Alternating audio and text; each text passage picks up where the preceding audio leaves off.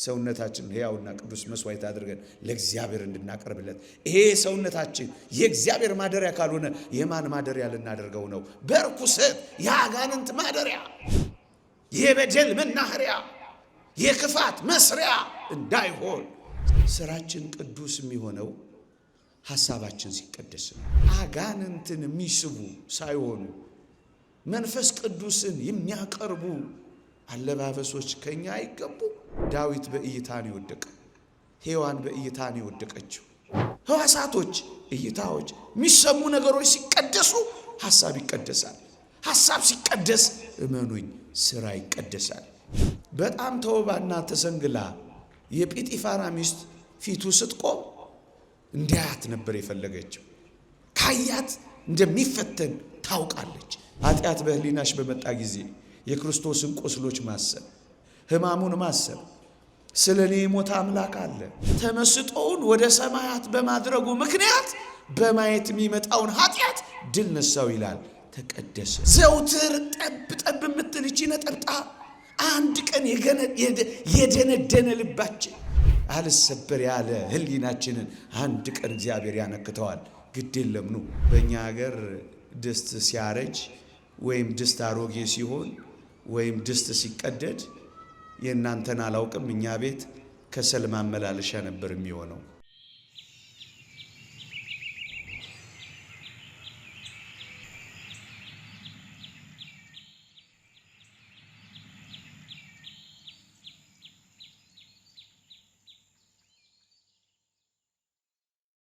ዛሬ የታላቁ ጾማችን የአብይ ጾም ሁለተኛው ሳምንት ቅድስት ተብሎ ይጠራል።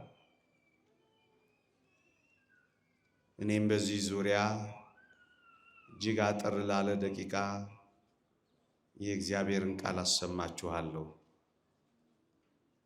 የሐዋርያው የቅዱስ ጳውሎስ መልእክት ወደ ዕብራውያን ሰዎች ምዕራፍ 12 ቁጥር 14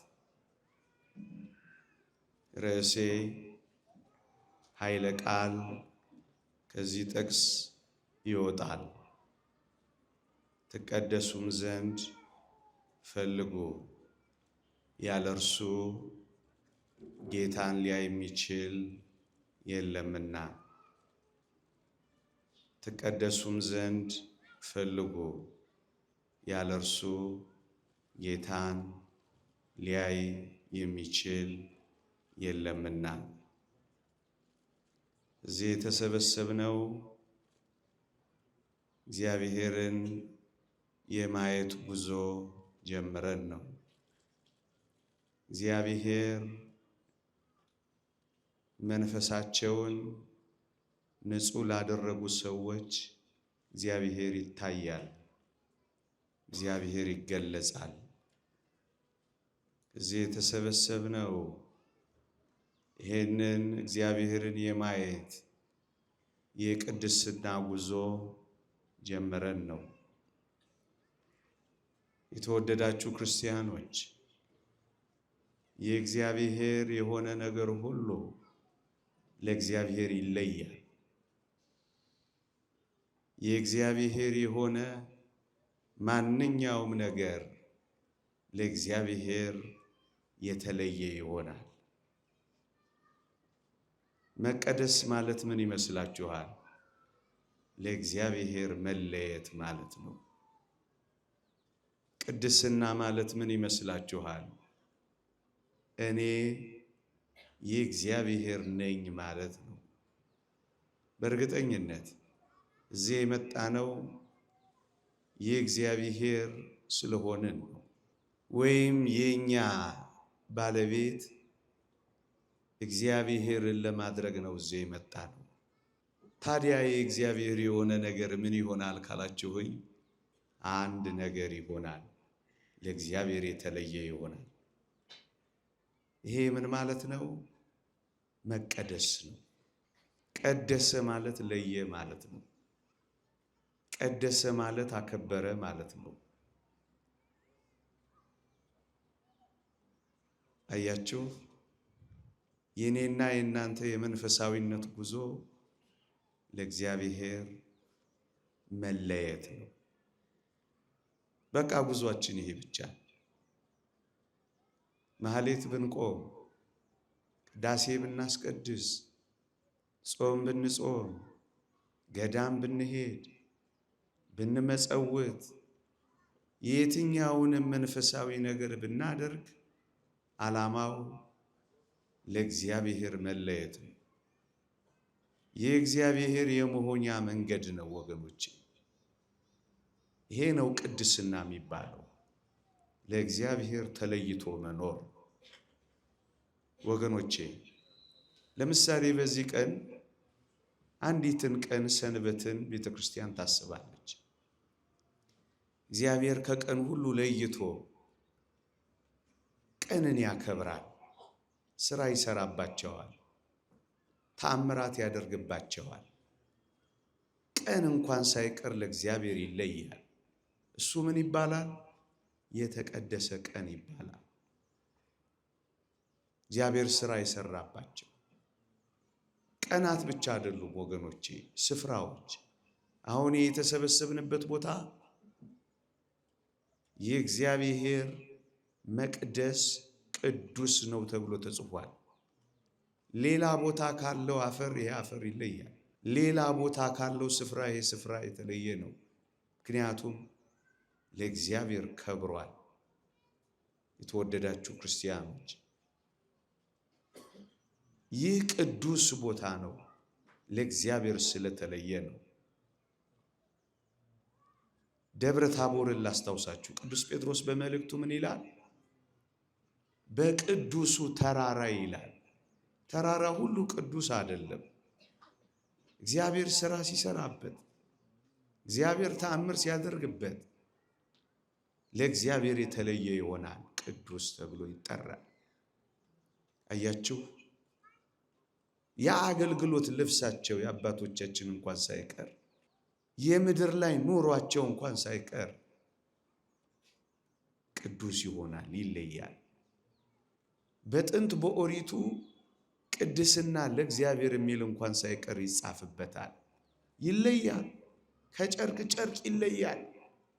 ከውሃ ውሃ ይለያል። ከአፈር አፈር ይለያል። ከተራራ ተራራ ይለያል። መቀደስ መለየት ማለት እሱ ነው። ክርስቲያኖች የቅዱስ ጳውሎስም ቃል የሚያመለክተው ይሄንን ነው። ምን ትፈልጋላችሁ ምዕመናን? ዛሬ ምን ፈልጋችሁ በዚህ ማለዳ ገሰገሳችሁ? ልማድ ሆኖባችሁ በሰንበት ሁል ጊዜ መምጣት ስላስለመዳችሁ መልካም ነው፣ እሰየው፣ ጥሩ ነው። ግን ዓላማችን መቀደሳችን ነው። ለምን ወንጌል እናስተምራለን? እንድንቀደስ። ለምን መዝሙር እንዘምራለን? እንድንቀደስ። ለምን ጾም እንጾማለን? እንድንቀደስ ነዋ። ለዚህ ነው ቅዱስ ጳውሎስ ትቀደሱም ዘንድ ፈልጉ ያለው። ምን ትፈልጋላችሁ ወገኖች? መቀደስ ነዋ። ራስን ለእግዚአብሔር መለየት ነዋ። የእግዚአብሔር ማደሪያ የሆነ ሰውነት ለእግዚአብሔር ማዘጋጀት ነዋ። እግዚአብሔር የሚያድርበት ሰውነትን ለእግዚአብሔር መርጦና ፈቅዶ መስጠት ነዋ። ቅድስና ማለት እሱ ነው ወገኖቼ። የእግዚአብሔር ፈቃድ ምን ይመስላችኋል? ቅዱስ ጳውሎስ በተሰሎንቄ መልእክቱ ላይ ምዕራፍ 4 ቁጥር 3 ላይ የእግዚአብሔር ፈቃድ ይህ ነው፣ እርሱም መቀደሳችሁ ነው ይላል። እግዚአብሔር ከኛ ምን ይፈልግብናል? መቀደሳችንን ነው እግዚአብሔር የሚፈልገው። ብራችንን አይፈልግ። ሀብት ሁሉ የሱ ነው። የቱንም ነገራችንን አይፈልግ። የቱም ነገር የመጣው ከሱ ነው። ታዲያ እግዚአብሔር ከኛ የሚፈልገው ምንድን ነው? የእግዚአብሔር ፈቃድ እርሱም መቀደሳችሁ ነው የሚለው። ምዕመናን እግዚአብሔር ከኛ ምን ይፈልጋል? እንድንቀደስለት፣ ንጹሕ እንድንሆንለት፣ የእሱ ማደሪያ ሆነ እንድንዘጋጅለት። ምዕመናን እንደዚህ መለየት ጀምረናል። ለእግዚአብሔር የመለየት ጉዞ ይዘናል። እሱ ነው የሚያነጋግረን በዚህ ዘመን። ለእግዚአብሔር የተለየን ነን ወይ? ለእግዚአብሔር የተመረጥን ነን ወይ? እግዚአብሔር የሚያድርበት ሰውነት ገንዘብ አድርገናል ወይ? ምዕመናን፣ የአንዳንዶቻችን ሰውነት ይሸታል። እግዚአብሔርን አያስቀርብም፣ ይከረፋል። እንኳን እግዚአብሔርን ሰውን የማያስቀርብ ሰውነት ይዘናል። ኃጢአት አሽትቶታል። ታዲያ እግዚአብሔር በዚህ ሰውነት ያድራል? በደል ክርፋት ሆኖብናል። እንኳን እግዚአብሔር ማን ይቀርባል ወደኛ ሰውነት? አንዳንዶቻችን አውሬ ሆነናል። አንዳንዶቻችን ተተናኳሾች ሆነናል። አንዳንዶቻችን ማንንም የማናቀርብ ሆነናል። እንኳን እግዚአብሔር ምናልባትም አራዊት እንኳን ይሸሹን ይሆን? እኔ አላውቅም። በጣም ይሸታል። ክፋታችን ይሸታል። ደስ የማያሰኘው ጸባያችን ይሸታል። እርኩሰታችን ይሸታል። አላበቃ ያለው ዝሙታችን ይሸታል። ተናጋሪነታችን ይሸታል። ጸባችን ይሸታል። ጥላቻችን ይሸታል። ታዲያ እግዚአብሔር በዚህ ሰውነት ያድራል? የአንዳንዶቻችን ሰውነት ምስቅልቅል ብሏል። እንኳን እግዚአብሔርን ሊያስገባ ሲያዩት እንኳን እንዴት ያስፈራል። ትርምስምስ፣ መያዣ መጨበጫ የሌለው ምስቅልቅል ያለ ሕይወት፣ በዚህ በሱስ ሕይወት፣ በዚህ በዝሙት ሕይወት፣ በዚህ ታማኝ ባልሆነ ማንነት፣ በዚህ በዘረኝነት ምስቅልቅል ብሏል ወዳጆች። ታዲያ እግዚአብሔር ንጹሕ ባልሆነ ባልተሰናዳ ሰውነት ውስጥ እንዲያደር መጋበዝ ይቻላል እንዴ? የአንዳንዶቻችን ሰውነት ድር ያደራበት አይደለ? ሸረሪት አላጠራበትም። መቼ ነው ንጹሕ? መቼ ነው የተጠረገው? መቼ ነው ንጹሕ የሆነው? መቼ ነው የተጸዳው? እስኪያስቡት። መቼ ነው ንስሐ የገባ ነው? እስኪያስቡት። መቼ ነው የቆረብ ነው? እስኪያስቡት። ካጸዳ ነው እኮ ከረም፣ ተባይ የለውም፣ ትኋን አይራወጥበትም። ምዕመናን፣ እንኳን እግዚአብሔር ሰው ያድርበታል የእኛን ሰውነት። አንዳንዶቻችንማ አስከፊ አራዊት አስረንበታል። እግዚአብሔር ወደ ሕይወታችን እግዚአብሔር መርጦት እግዚአብሔር ለይቶት በቅድስና እንዳያድርበት በጣም አስፈሪ አውሬዎች ደጃችን ላይ ያስረናል። እንዴት ያስቀርበው እግዚአብሔር? አሁን በእኔና በእናንተ ሰውነት እግዚአብሔር ይቀርባል? አንዳንዶቻችን ውሻ ያስረንበታል እና ልናስነክሰው፣ አንዳንዶቻችን እንደ አንበሳ ቱግ ባዮች፣ ካልተደባደብን ባዮች፣ አንዳንዶቻችን እንደ እባብ ልስልስ ተንኮለኞች፣ አንዳንዶቻችን ተናዳፊ መርዘኞች። ታዲያ እግዚአብሔር በእነዚህ ሁሉ አራዊት ውስጥ አልፈ ግባ ልንለው ነው? የትኛው ሰውነት ነው ለእግዚአብሔር የተሰናዳ ቤት የሆነው ሸረሪት የተጠረገበት ማይሸት ንጹሕ? ስንት ዘመን ሆነን ወዳጆቼ። ታዲያ እግዚአብሔር በዚህ ሰውነት ያድራል? የተወደዳችሁ ወገኖቼ፣ ለዚህ ነው መቀደስ የሚያስፈልገን ለሁላችን። ለዚህ ነው መቀደስ የሚያስፈልገን። መጽሐፍ ቅዱስ ጥቂት ነጥቦችን ላንሳ። እንዲህ ይላል፣ ቅድስናን ፍጹም እያደረግን ራሳችንን ከሚያረክሱ ነገሮች እንለያለን ይላል። ወገኖቼ፣ ገና ስንፈጠር ቅድስና እንደ ችግኝ፣ እንደ ዘር፣ እንደ ነቁጥ ተሰጥቶን ነበረ። ምን እንድናደርገው? እንድናሳድገው፣ ቅድስናን ፍጹም እንድናደርገው።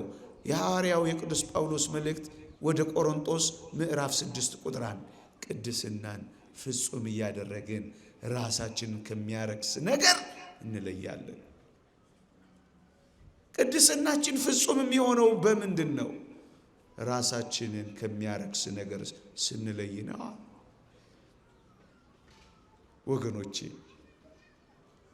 እግዚአብሔርን ደስ ከማያሰኙ ሰውነታችንን ከሚያረክሱ ነፍስንም ስጋንም መንፈስንም ከሚያረክሱ ነገሮች ስንርቅ ነው ቅድስናን ፍጹም እናደርገው። ይህ ያዝነው የቅድስና ጉዞ ከወጣኒነት ወደ ማይከላዊነት ከማይከላዊነት ወደ ፍጹምነት የሚያድግ የክርስትና ሕይወት ነው ያዝነው። ታዲያ ይሄ ፍጹም የሚሆነው የሚያድገው እግዚአብሔርን ወደ መምሰል የምንደርሰው በቅድስና እግዚአብሔርን የምንመስለው ከሚያረክሱ ነገሮች ስንለይ ነው። ምእመናን ይሄ ካልሆነ ታዲያ የክርስቲያን ወግ ምንድን ነው? እኛም እየረከስን የእግዚአብሔር ያልሆነው የረከሰ እንዴት ለእግዚአብሔር ሊቀርብ ይችላል? ወገኖቼ ረክሰን እንዴት የእግዚአብሔር ዙፋንና ማደሪያ ልንሆን እንችላለን? አሁን መርከስ መቆም አለበት። እርኩሰት ለክርስቲያኖች አይገባም። በዝሙት መውደቅ መርከስ፣ በክፋት መውደቅ መርከስ፣ በበደል መኖር መርከስ፣ በጥላቻ መኖር መርከስ፣ ከፍቅር መራቅ መርከስ፣ ራሳችንን ከሚያረክሱ ነገሮች በመራቅ ቅድስናን ፍጹም ወደ ማድረግ መምጣት፣ እሱ ነው ቅድስና ወገኖች። ክርስቲያን አኗኗሩን ከሚያረክሱ ነገሮች በመለየት ነው የሚኖረው። አንደበቱ ክፉ እንዳይናገር ይቀድሳል። እያንዳንዱ የዕለቱ እንቅስቃሴ በቅድስና ይኖራል። የሚራመዳት መራመድ፣ ንግግሩ በጨው የተቀመመ፣ ሐሳቡ የተከለለ፣ ሕይወቱ የተቀነበበ በአንዳች ነገር እግዚአብሔርን ላለማሳዘን ቀኑን ሙሉ እግዚአብሔርን በመፍራት ይኖራል። የቱ እግዚአብሔርን ደስ ያሰኘዋል ብሎ ያስባል። ቅድስና ማለት ከማለዳው ጀምሮ ሰውነቱን ገቶ ሕሊናውን ሰብስቦ እግዚአብሔርን ማስደሰት ዓላማው ሆኖ ከመርከስ ተለይቶ ይኖራል። ቅዱስ ጳውሎስ አሁንም እንዲህ ይላል፣ ማን ራሱን ከነዚህ ቢያነጻ ለክብር የሚሆን የተቀደሰም ለጌታውም የሚጠቅም ዕቃ ይሆናል። አሁን የተቀደሰ ዕቃ አትሆኑ፣ ለእግዚአብሔር የክብር ዕቃ ሆነን አንለይም። ከመዝፈን ወደ መዘመር፣ ከተናጋሪነት ወደ ጭምትነት፣ የኃጢአት መናኸሪያ ከመሆን ቀስ በቀስ የእግዚአብሔር ማደሪያ ወደ መሆን፣ ከክፋት ወደ ደግነት፣ ወደ በጎነት፣ ወደ መልካምነት፣ ከጥላቻ ሰውን ሁሉ ወደ መውደድ፣ እግዚአብሔርን ወደ ማፍቀር ወደ ላይ፣ ሰውን ሁሉ ወደ መውደድ ወደ ጎን፣ ጠላትን ሁሉ ወደ ፍቅር ወደ ማምጣት ወደ ታች ከኛ አይጠበቅም ወገኖች። የጠላንን በመጥላት እስከ መቼ እንኖራለን? አሁን እኛ የእግዚአብሔር መሆን እንችላለን። ማንም ራሱን ከነዚህ ነገር ቢያነጻ ለክብር የሚሆን የተቀደሰም የጌታ ዕቃ ይሆናል። እነዚህን ዕቃዎች ተመልከቷቸው። መስቀሉን በሉት። እያንዳንዱ ነገር እዚህ ቤት ሲመጣ ይቀደሳል። እዚህ ቤት መጥቼ ሳልቀደስ የወጣሁት እኔ ብቻ ሆን ይሆን? ሳንቀደስ እየወጣን ሊቀድሰን ሲመጣ መቀደስ ሳንፈልግ እየሄድን ታዲያ እግዚአብሔርን እንዴት ማየት እንችላለን? እርግጠኛ ነኝ ሁላችንም እግዚአብሔርን ማየት እንፈልጋለን። እግዚአብሔር የሚታየው ግን በንጽህና ነው። ስጋችን ሲነጻ፣ ነፍሳችን ሲነጻ፣ መንፈሳችን ሲነጻ፣ ንጽሐ ሥጋ፣ ንጽሐ ነፍስ፣ ንጽሐ ልቦና ይላሉ። በጣም ብዙ የቅድስና ማዕረጋት በፊታችን እንደ መሰላል ተዘርግተዋል። የትኛው ላይ እንቆማለን ወዳጆቼ? ክርስቲያን ንጹሕ ነው የሚሆነው። የተገባ የእግዚአብሔር ዕቃ ነው የሚሆነው። ርኩስንም ነገር አትንኩ፣ እልፍ እልፍ በሉ፣ ርኩስንም ነገር አትንኩ ይላል። ከረከሰው ዓለም ጋር አይረክስም ክርስቲያን። ከቆሸሸው ዓለም ጋር አይቆሸሽም። ጥላቻ ከተሞላው ዓለም ጋር ጥላቻ የለው። ከጸበኛ ዓለም ጋር ጸበኛ አይደለም። መረን የወጣ የኃጢአት ግንኙነት ካለው ዓለም ጋር ኃጢአተኛ አይሆንም። ንጹሕ ነው፣ ንጹሕ ነው፣ ንጹሕ ነው። እሱ ነው ክርስቲያን። ለመቀደስ ለእግዚአብሔር ማደሪያን እሱ ነው እኮ። ሌላ ምን ትርጉም አለው? ጾም ቢጾም ትርጉሙ እሱ ነው። ቅዳሴ ቢቀደስ ትርጉሙ እሱ ነው። በዓል ቢከብር ትርጉሙ እሱ ነው። ከመቀደስ ውጭ ምንም ትርጉም የለም።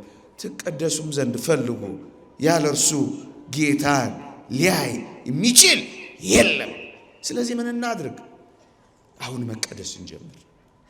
ቀስ በቀስ በአንዴ እንደማይሆን ይገባኛል፣ ግን ቀስ በቀስ መቀደስ እንጀምር። ክርስቲያኖች ስለ ቅድስና ማሰብ አሁን ከዛሬ ጀምሮ እስኪ ስለ ቅድስናችን እናስብ። በደልን ስለ መቀነስ፣ ኃጢአትን ቀስ በቀስ ቀስ ብሎ ስለ ማራቅ፣ በጎ ስለ መሆን፣ ንግግራችን ቢያንስ ውሸቶቻችንን ስለ መቀነስ፣ እውነት ስለ መናገር።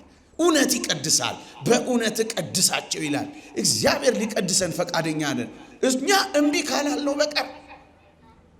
ወገኖቼ ሰውነታችሁን ሕያውና ቅዱስ መስዋዕት አድርጋችሁ ታቀርቡ ዘንድ በእግዚአብሔር ርኅራኄ ለምናችኋል ይላል ቅዱስ ጳውሎስ። እየለመነን ነው እኮ ሁላችንንም ሰውነታችንን ሕያውና ቅዱስ መስዋዕት አድርገን ለእግዚአብሔር እንድናቀርብለት። ይሄ ሰውነታችን የእግዚአብሔር ማደሪያ ካልሆነ የማን ማደሪያ ልናደርገው ነው? በርኩሰት የአጋንንት ማደሪያ፣ የበደል መናኸሪያ፣ የክፋት መስሪያ እንዳይሆን ሰውነታችሁን ሕያው ቅዱስ መስዋዕት አድርጉልኝ። እኛ የእግዚአብሔር ማደሪያዎች እንድንሆን መቀደስ አለብን። አለበለዚያ እግዚአብሔር አያድርም። አለበለዚያ እግዚአብሔር ሺህ ጊዜ ነጠላ እንልበስ፣ ሺህ ጊዜ እንመላለስ፣ ሺህ ጊዜ ግን ይህን ሰውነት በንስሐ በማደስ ለእግዚአብሔር ቅዱስ አድርገን በማቅረብ የእግዚአብሔር ማደሪያ ልናደርገው ይገባል። መቀደስ ማለት እሱ ነው። መቀደስ ማለት እሱ ነው። ስለዚህ እግዚአብሔር በእኛ ውስጥ ያድር ዘንድ ምን እናድርግ? ሰዓት እንዳልወስድባችሁ፣ ብዙ እንዳላስቆማችሁ ጥቂት ነጥቦችን አንስቼ ትምህርቴን ጠቀልላለሁ። የማለዳ ስለሆነ ብዙም ትምህርት አያስፈልግም። ቅዳሴው ልዩ ነው። ብዙዎቻችን በሰዓቱ መተን ባንገኝም ይውላችሁ የመቀደሻ መንገዶቻችን በርካታ ቢሆኑም እኔ ግን ጥቂቶቹን አንስቼ ልጠቅልል። ይውላችሁ ስራችን ቅዱስ የሚሆነው ሐሳባችን ሲቀደስ ነው። ሐሳቡን መቀደስ የጀመረ ሰው ስራው መቀደሱ አይቀሬ ነው። ምክንያቱም ስራ የሐሳብ ታዛዥ ስለሆነ ሐሳብ ነው ስራ የሚሆነው። ስለዚህ ስራችን የተቀደሰ ይሆን ዘንድ ሐሳባችንን እንቀድሰው። ሐሳባችን በጣም የተቀደሰ እንዲሆን ደግሞ እይታዎቻችን ይቀደሱ፣ የምንሰማቸው ነገሮች ይቀደሱ፣ የምንኖርባቸው ስፍራዎች ይቀደሱ። ወዳጆቼ ለምን መሰላችሁ? ሐሳብ ሲቀደስ አይደል ስራ ይቀደሳል ያልኳችሁ? ሐሳብ ደግሞ የሚቀደሰው የሐሳብ መግቢያ ደጆች የሚባሉ ሕዋሳት ሲቀደሱ ነው ወገኖቼ። ሕዋሳት ምንድን ናቸው? ማየት፣ መስማት፣ መናገር። እነዚህ ሲቀደሱ ሐሳብ ይቀደሳል። ሐሳብ ሲቀደስ ስራ ይቀደሳል ወገኖቼ። ስለዚህ ምን እናድርግ? እንደ ክርስቲያን የሚታየው ነገር ሁሉ አይታይም፣ ገርበብ ይላል። ደስ የማያሰኙ እይታዎች ራቁ። ደስ የማያሰኙ እይታዎች እየጎተቱ ወደ መርከስ ያደርሳሉ። ከስልኮቻችሁ የሚመጡ እይታዎች፣ ከቴሌቪዥኖቻችሁ የሚመጡ እይታዎች፣ በጎዳና ካሉ እይታዎች ወጣት ክርስቲያኖች ደግሞም ትልልቅ ሰዎች እይታዎቻቸውን ቀድሷቸው። ወንጌል በጣም አተኩሮ የነገረን ስለ እይታ መሆኑን አልሰማችሁ? ዓይን ብታሰናክልህ ለምን አለ ጌታችን። አያችሁ፣ የሐሳብ መግቢያ ደጆች የሚጀምሩት ከማየት ነው። ደስ የማያሰኙ እይታዎች፣ እርቃን የወጡ እይታዎች ያረክሳሉ። የሰውነት ቅርጽ የሚያሳዩ አለባበሶች ያረክሳሉ። እናንተ ወጣት እህቶቼና ክርስቲያኖች እግዚአብሔር በዚህ እንዳይጠይቀን የሌሎች ሐሳብን ለመርከሱ ምክንያት እንዳንሆን ጨዋ ቀሚሶች፣ መልካም አለባበሶች፣ ቅድስናን የሚያመጡ እይታዎችን ሊያመጡ የሚችሉ ነገሮችን ማድረግ አይገባል። የራሳችን ሳያንስ ለሌሎች መርከስ ምክንያት እንዳንሆን እይታዎቻችንን የማይረብሽ አኗኗር መኖር የለብንም። አያችሁ፣ አጋንንትን የሚስቡ ሳይሆኑ መንፈስ ቅዱስን የሚያቀርቡ አለባበሶች ከኛ አይገቡ። እይታ ነው። የትኞቹንም መጽሐፍ ቅዱስ ላይ ተመልከቱ። በእይታ ነው የወደቁት። ዳዊት በእይታ ነው የወደቀው። ሔዋን በእይታ ነው የወደቀችው። የሐሳብ መግቢያ ደጆች ስለሆኑ ነው። እይታህን ወደ ሰማይ፣ ወደ ተመስጦ፣ ወደ ጌታችን ቁስሎች፣ ወደ መድኃኒታችን ቁስሎች እያደረግ ዘውትር ከኖርክ ቅዱስ ትሆናለህ። ምክንያቱም ሐሳብን ትቀድሰዋለህ። የሐሳብ መግቢያ ደጆች ሲቀደሱ ስራዎች ይቀደሳሉ። እዩ ክርስቲያኖች፣ ማየቶች መቀደስ እንዲችሉ፣ መስማቶች መቀደስ እንዲችሉ። ምንድነው የምትሰሙት? እርግማን የሚያመጡ ደስ የማያሰኙ ችግራቸውን የማትፈቱላቸው ፖለቲክ ጸቦች፣ ክርክሮች፣ ሙግቶች፣ ሕይወትን ፈቀቅ የማያደርጉ እውቀቶች፣ ደስ የማያሰኙ ሩካቤን ቀስቃሽ የሆኑ ጉዳዮች ባወራችሁ ቁጥር፣ በሰማችሁ ቁጥር፣ ባያችሁ ቁጥር ወደ መርከስ ጉዞ ትጀምራላችሁ። ስለዚህ ሕዋሳቶቻችንን መቀደስ፣ ሕዋሳቶች፣ እይታዎች፣ የሚሰሙ ነገሮች ሲቀደሱ ሐሳብ ይቀደሳል። ሐሳብ ሲቀደስ እመኑኝ ስራ ይቀደሳል። ስራ ይቀደሳል። ለዚህ ነው ስለ ቅዱስ ዮሴፍ አይታችሁ ከሆነ በጣም ተውባና ተሰንግላ የጲጢፋራ ሚስት ፊቱ ስትቆም እንዲያያት ነበር የፈለገችው። ካያት እንደሚፈተን ታውቃለች፣ እንደሚረክስ ገብቷታል። እሱ ግን ምን እንዳደረገ ታውቃላችሁ? በእግዚአብሔር ፊት እንዴት ኃጢአት እሰራለሁ አለ። እፊቱ የሳለው እግዚአብሔርን ነው እንጂ የጲጢፋራን በጣም ቆጆዋን ሚስት አይደለችም። አይሱ ምን ታረግለታለች? አየ እግዚአብሔርን በፊት በማድረግ ይህንን ኃጢአት ድል መንሳት ትችላለህ። ኃጢአት በህሊናሽ በመጣ ጊዜ የክርስቶስን ቁስሎች ማሰብ፣ ሕማሙን ማሰብ፣ ስለ እኔ የሞተ አምላክ አለ፣ ስለ እኔ የተሰቀለ አምላክ አለ፣ ስለ እኔ የደማ አምላክ አለ፣ እኔ ባለቤት አለኝ፣ እኔ አይደለሁም በደሙ የገዛ አለ። እሱን ስታስብ ትቆጠባለህ። እይታህን አስተካክለው። እንደውም አንድ ሊቅ ምን ይላል ስለ ቅዱስ ዮሴፍ ሲናገር፣ ተመስጦውን ወደ ሰማያት በማድረጉ ምክንያት በማየት የሚመጣውን ኃጢአት ድል ነሳው ይላል። ተቀደሰ። ሕዋሳቶችን ቀድሳቸው። ይቺ ሴት በማሳየት ብቻ መች አቆመች? ሁሌ ትገርመኛለች። ምን እንዳደረገችው ታውቃላችሁ? ዘውትርም እንተኛ ትለው ነበር ይላል። በጆሮ ደግሞ አንቆረቆረችለት። እትት አለችው፣ ሰበከችው፣ እንተኛ አለችው። በጣም አስደናቂ ቃል ተጽፏል እዛ ኦሪት ዘፍጥረት ላይ ቅዱስ ዮሴፍ ታሪክ ላይ ምን ይላል? እርሱ ግን አይሰማትም ነበር ይላል። ወዳጄ የዓለምን ውትወታ ከሰማት አንድ ቀን ማሸብረክ ሸብረክ ማለት አይቀርም። ብለህ ካደመጥካት አንድ ቀን መሸነፍ አይቀርም። አትስማ። የተስማ ድምፀ ወየትራይ ገጸ፣ ድምጿን አትስማ መልኳንም አትይ ይላል። ምን ታያታለህ አንተ ካልሆነች? ምን ትሰማታለህ አንተ ካልሆነች? አትስማ፣ አትያት። እሱ ግን አይሰማትም ነበር ይላል። አይሰማትም። አትስሟት ክርስቲያኖች። እናንተ ግን ጡማት የሆኑ ጆሮዎቻችሁ የእግዚአብሔርን ቃል በመስማት ይጥገቡ። የእግዚአብሔርን ቃል ስሙ። ይቀድሳችኋል፣ ያነጻችኋል፣ ያጠራችኋል። አንድ ቀን መጥራታችሁ አይቀርም ወገኖቼ።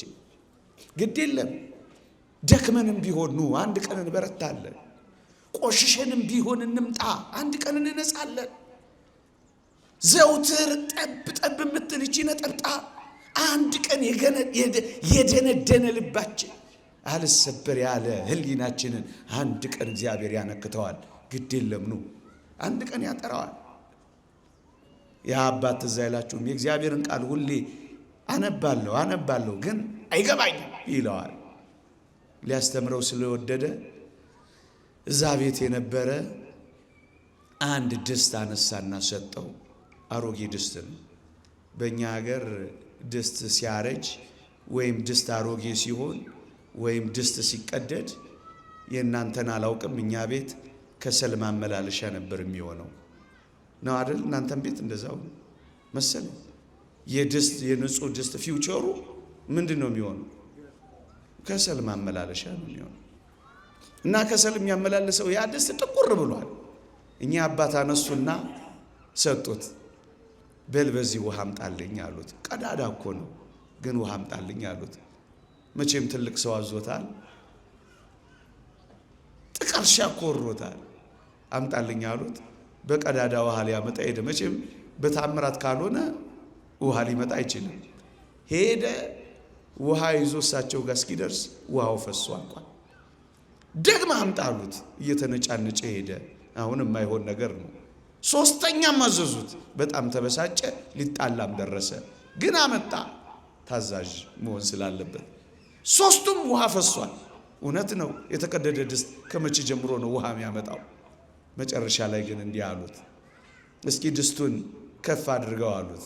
ከፍ አድርጎ አሳዩት። አየህ፣ ምንም እንኳን እኔ ጋር ውሃውን ባታመጣም ደጋግመ ውሃውን በማመላለስ ጥቀርሻ የነበረው ይሄ ድስት ነጽቷል።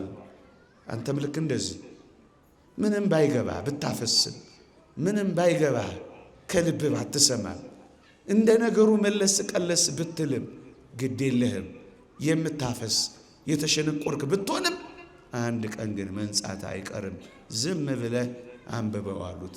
ወዳጆቼ አንድ ቀን ያነጻናል። ብቻ የእግዚአብሔርን ቃል እንስማ። የዓለምን ውጥወታ ችላ እንበለው፣ አትስሙ።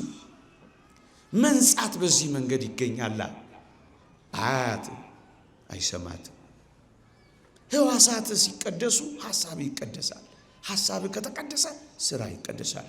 ውሎ ከተቀደሰ መቀደስ አይቀርም። ጫት ቤት ምን ታረጋለህ? ናይት ክለብ ውስጥ ሆነ እንዴት ልትቀደስ ትችላለህ? ደጋግ ሰዎች ጋር ሳትሆን እንዴት ደግ ልትሆን ትችላለህ? ከምርጦች ጋር ሳትሆን እንዴት ምርጥ መሆን ትችላለህ? ከሚያሙ ጋር እየዋልክ አንተም ታማለህ። ደስ የማያሰኙ ብልጭ ድርግም የሚሉ ቤቶች ውስጥ ሆነ እንዴት አድርገህ አንተ ንጹህ መሆን ትችላለህ? አንድ ቀን እኮ መውደቅ፣ አንድ ቀን እኮ መሸነፍ አይቀርም። እንደውም ስፍራውን ለቆላት እንደወጣ ታውቃላችሁ። ልቀቅላት፣ እናውጣ፣ ተውላት፣ እናውጣ። ወገኖቼ ከሌቦች መካከል ትታችኋቸው ውጡ። ከአመንዝሮች መካከል ውጡ። መቀደስ ትፈልጉ የለ ውጡ። ጨክናችሁ እግዚአብሔር የሚፈልግ ጨክናችሁ ውጡ። ጨክናችሁ ውጡ። እግዚአብሔር ይበልጥባችኋል። እግዚአብሔር ጋር ያለው የሚበልጥ ሕይወት አለ። አምልጡት። አሳየችው፣ አላየላትም። አሰማችው፣ እንተኛ አለችው፣ እሱ ግን አልሰማትም። መጨረሻ ላይስ ያዘችው።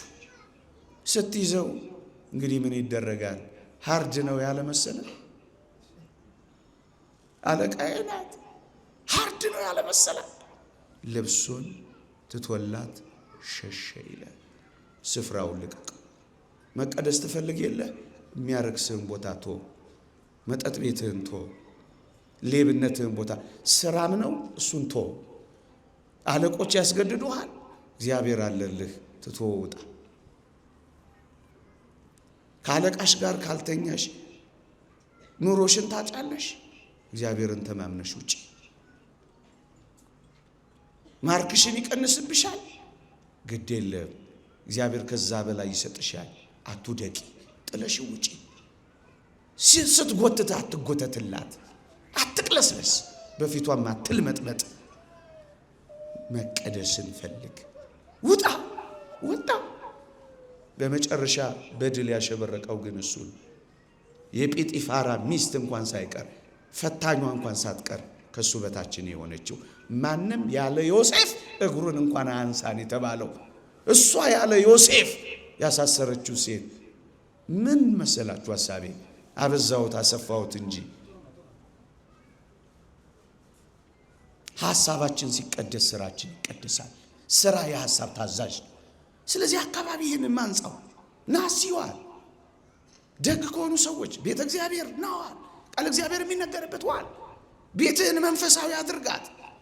ከልጆች ጋር ጸልይ። አንድ የእግዚአብሔር ቃል አንብብ። እሷን አሰላሰል፣ ኮንተምፕሌት አድርግ። ከፈለክ ቴሌቪዥኑ ምንም ገልብጠው፣ ጥቁር ምን ታያለህ? ምን ይነግርሃል? ስለ ዘላለማዊ ሕይወት አወራ። የእግዚአብሔርን መንግሥት አስተዋውቅህ። በክፋት እየባሰ ነው የሚሄደው። ምን ጥቅም ታገኛለህ? ይልቅ እጆችን ዘርጋ፣ ስልክህን ተወውና በዚህ መንገድ ሐሳብ ሲቀደስ ስራ ይቀደሳል። ሁለተኛ ትቀደሱም ዘንድ ፈልጉ። በምን እንቀደስ? እንዴት እንቀደስ? የእግዚአብሔር ቃል እንዲህ ይላል፣ የኢየሱስ ክርስቶስን ሥጋ በማቅረብ ተቀድሰናል ይላል። ወዳጆቼ በምን እንደምንቀደስ ታውቃላችሁ? የምስጢራት የቤተ ክርስቲያን ተሳታፊዎች ስንሆን ዝም ብለን እየሄድን አንቀደስ። አይዟችሁ፣ ብንወድቅ እንነሳለን። አይዟችሁ፣ ግን ወደ ንስሐና ወደ ሥጋውና ወደ ደሙ ስንመጣ ይቀድሰናል። ቀስ በቀስ ይቀድሰናል፣ ያነጻናል። ይህ የተሰጠው እኮ ለበሽተኞች ነው። ንጹህ መሆን ከዚህ ሕይወት ውጪ የትም አይገኝም። ቅዱስ መሆን የትም አይገኝም። ትቀደሱም ዘንድ ፈልጉ። በምን? የክርስቶስን ሥጋ በማቅረብ ተቀድሰናል። የኢየሱስ ክርስቶስ ደም ከኃጢአት ሁሉ ያነጻል ይላል። ወገኖቼ ስንሞት የምንቀበለው አይደለም፣ ስናፈጅና ስናረጅ አይደለም። ወገኖቼ እዚህ ቤት ንጹህ ካልሆናችሁ የትም ቦታ ንጹህ አትሆኑ። ወደዚህ ሕይወት በመምጣት ንጹህ ካልሆነን የትኛውም ሕይወት ውስጥ በመግባት ንጹህ አንሆንም። ቤተ እግዚአብሔር ሆነ ድል ያልነሳኸውን ሴጣን ካፌ ውስጥ ሆነ ድል አትነሳው። እየጾምክ ድል ካልነሳኸው እየበላህ ድል አትነሳው። እየዘመርክ ድል ካልነሳኸው እየዘፈንክ ድል አትነሳው። ማህሌት ውስጥ ድል ካልነሳኸው ናይት ክለብ ውስጥ ድል አትነሳው። በሽተኞች ነው።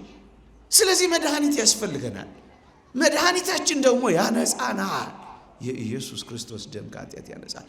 ንጽህናና ቅድስና ምንጩ ይሄ ነው ወገኖቼ። ስለዚህ ወደ መስዋዕቱ እንምጣ፣ ወደ ንስሐው እንምጣ። ግድ የላችሁ እወድቃለሁ፣ ያነሳናላ። እሳሳታለሁ፣ ያርመናላ። እደናቀፋለሁ፣ ይደግፈናላ።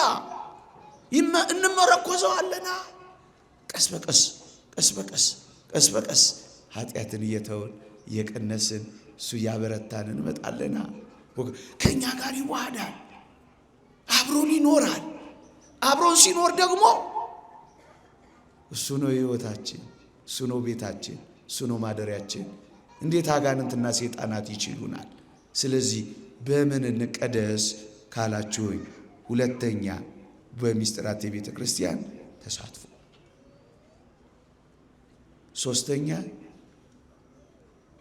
እንዲህ ይላል፣ ከኃጢአት ጋር እየተጋደላችሁ ገና ደምን እስከ ማፍሰስ አልደረሳችሁም ይላል።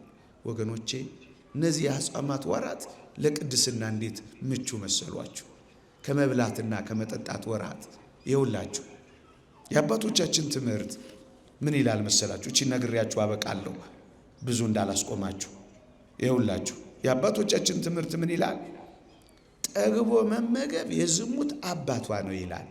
ሆድን በጾም ማስጨነቅ ግን የንጽህና ምንጭ ነው ይላል። በእነዚህ የጾም ወራት ህልማችሁን እንኳን ተመልከቱት። በጣም ንጹህ ህልም ነው የሚሆኑት። ወጣቶቹ በተለይ ወንዶች ታውቃላችሁ፣ በጣም በጾም በታጠቅም ቁጥር በሰገድን ቁጥር እንኳን የዝሙት ሐሳብ ህልመ ሌሊት እንኳን ይጠፋል።